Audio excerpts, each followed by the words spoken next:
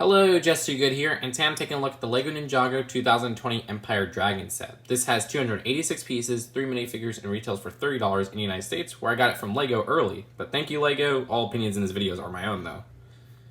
Unagami appears in this set. This is actually the cheapest way to get him, so if you're not going to buy the $50 Cyber Dragon or the $80 Temple set, this is the best way to go. This design actually has some really nice printing where I like the use of bright bluish green mixed with red on a black torso and newer dress leg piece.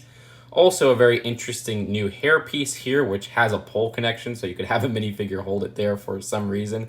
And a pretty cool beard piece as well. Remove the beard and the shoulder plate and you can get a better look at his face printing underneath, as well as the back of his torso and his alternate expression, which looks pretty darn angry. Digitaloid is included in this set as well, and Digitaloid's pretty easy to get as he comes in a set as cheap as the arcade pod and some other smaller sets. This design does use a new sword holder, which has a pole connection piece there that attaches to a pole, and then we have the health bar at the top. Also a new mask piece, this new game controller handle piece for his sword. With all that garb removed, you could get a better look at his face printing underneath. You can see it does have that visor and his alternate facial expression, which does have a confident look, and with the mask on, it works pretty well. Digikai appears in this set as well, just as easy to get as Digitaloid, where he comes in arcade pod and some relatively cheaper sets. I actually think he might be easier than Digitaloid because he comes in a $20 set, which is the mech.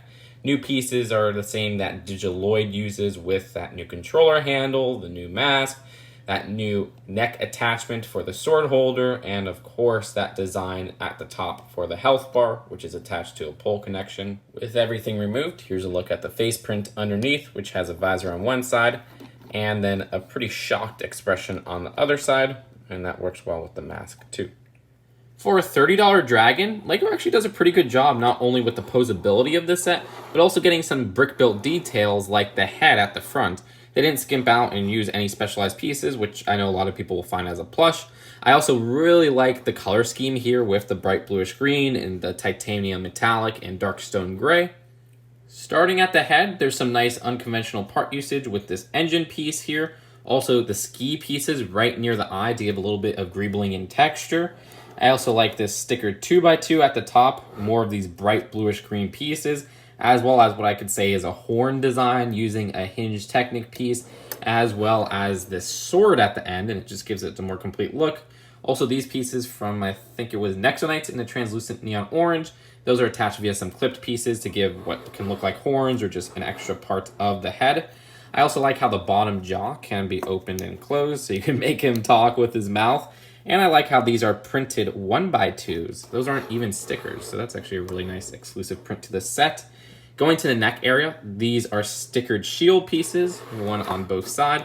Also at the top of the neck, they use one of the gold bar pieces in nice titanium metallic. And the neck just connects via these hinge pieces, so you can move it up and down. I do kind of wish they maybe went with a ball joint or something so you get some more rotation there. All the rotation has to come right at the beginning of the head, where they use a miniature ball joint so that you can position it to look at different sides. Moving on to the body, this barrier piece right here appears in quite a few sets in this translucent orange coloring. There's some more stickers around the cockpit area where you got one here, one in this middle section with the control panel, and then one on the opposite side as well. You could fit Unagami standing up in the cockpit area, but you could also fit a minifigure sitting down. The side wings also use these blade pieces that are used quite a few times in this wave in this coloring. These pieces right here, which has a sticker on it, another sticker on this side, and the wings are attached via a regular socket joint, so you could position them up and down and twist them around. But right above the wings are these interesting little barrier pieces, and attached to it are stud shooters. Those are attached just via a miniature ball joint, so you could shoot those studs as just side ammunition. Both sides of the wings are built the same way with the same little barrier pieces with the stud shooters that you can position up and down. And just taking a look at this side, if you look right under the wing, there's this nice engine design that I like that they've hid pretty well. And then right at the edge where there's the Talon build, they actually use a nice part usage with the ski pieces as, I guess you could say, the nails or the claws. That works pretty well. Those are attached via this 2x2 modified to the ball joint piece. So you can move their feet all around and get some movement there. Very posable for a $30 set. To really get a better look at the wing builds, just take a look at the underside of the dragon and see how that is all built, where there are parts that are using some Technic beams and whatever to really illustrate the design here. And looking right behind the cockpit, I do kind of wish LEGO added a bit more bulk to this body section, because the front looks so menacing, and when you look at this middle section, it looks like he's a very skinny boy. I don't know, it just kind of looks a bit puny. They do top off the build of the body with this design of just an unprinted black shield. And right at the back, there's the hind legs. These use a very similar build for the claws or the talons, whatever you want to call them, using a ball joint at the bottom, and then a socket joint at the hind legs.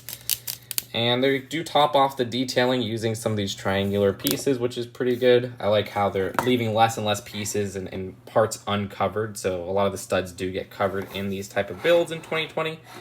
And right at the tail, they use a bunch of miniature ball joints with these 1x2 bricks, if you want to call them that, in that titanium metallic, where you can move and position these tails as you'd like.